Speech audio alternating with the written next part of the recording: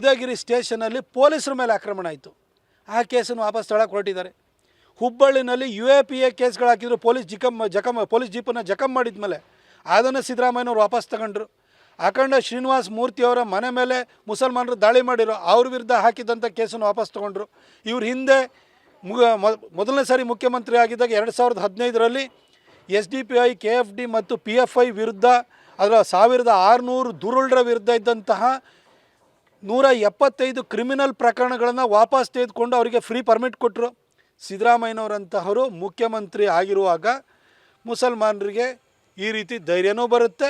ಇಲ್ಲಿ ಕರ್ನಾಟಕದಲ್ಲೂ ಕೂಡ ಇದೇ ಥರದ ವಾತಾವರಣನ ಸೃಷ್ಟಿ ಮಾಡೋದಕ್ಕೆ ಪ್ರಯತ್ನವನ್ನು ಕೂಡ ಮಾಡ್ತಾಯಿದ್ದಾರೆ.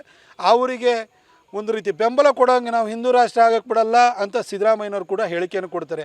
ಹಿಂದೂ ರಾಷ್ಟ್ರ ಆಗಕ್ಕೆ ಬಿಡಲ್ಲ ಸರಿ, ಆದರೆ ನೀವು ಇವರಿಗೆಲ್ಲ ಪ್ರೋತ್ಸಾಹ ಕೊಡುವ ಮುಖಾಂತರವಾಗಿ ನೀವೇನು ಸಾಬರ ರಾಷ್ಟ್ರ ಮಾಡೋಕ್ಕೆ ಹೊರಟಿದ್ದೀರಾ? ಇಂಥ ಮುಸಲ್ಮಾನರು ಮತ್ತು ಮುಸಲ್ಮಾನರಿಗೆ ಅವ್ರನ್ನ ಓಲೈಸೋದಕ್ಕೋಸ್ಕರವಾಗಿ ಅವರ ಪಾದಪೂಜೆ ಮಾಡಲಿಕ್ಕೆ ಹೊರಡುವಂತಹ ಸಿದ್ದರಾಮಯ್ಯನವರಂಥ ನಾಯಕರಿರೋವರೆಗೂ ನಮಗೆ ಈ ಥರದ ಒಂದು ಪರಿಸ್ಥಿತಿ ಮುಂದೆಯೂ ಕೂಡ ಎದುರಾಗ್ತಾನೆ ಇರ್ತದೆ. ಮೊದಲೆಲ್ಲ ಪಾಕಿಸ್ತಾನದಿಂದ ಭಯೋತ್ಪಾದಕರು ಬಂದರು, ಗಡಿ ದಾಟಿ ಬಂದರು ಅಂತೇಳಿದರು. ಈಗ ನಿಮ್ಮ ನೆರೆಹೊರೆನಲ್ಲೇ ಕೂತ್ಕೊಂಡಿದ್ದಾರೆ. ಇವ್ರ ಬಗ್ಗೆ ಹಿಂದೂ ಸಮಾಜ ಎಚ್ಚರಿಕೆಯಿಂದ ಇರಬೇಕು.